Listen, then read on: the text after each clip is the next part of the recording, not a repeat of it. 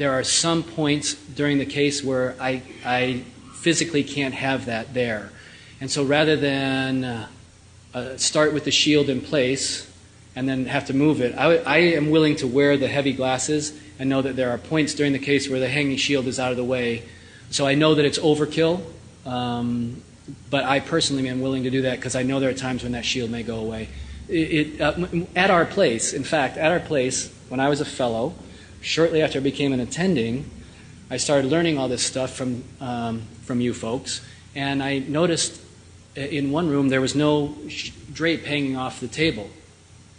And then I went to the next room, and again there was no drape hanging off. And I said to the techs, I said, "Where are the drapes?" And they said, "Oh, they're up there, Dr. Dixon." And they pointed to the shelf, and they had taken them off because they get in the way when the gantry swings to different angles. I said, no.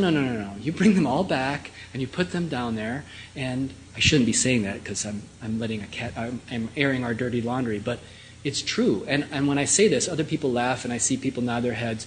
It gets in the way sometimes. Well, you just work around it, and now they're hinged. You can swing them out of the way. But there are times when that shield is just in the way. When I'm accessing the groin and running the catheter up, I usually don't bring the shield in until I'm up in the liver and doing some work. Good point, though. You're very protected. You're probably best protected by that hanging shield. Regarding adjusting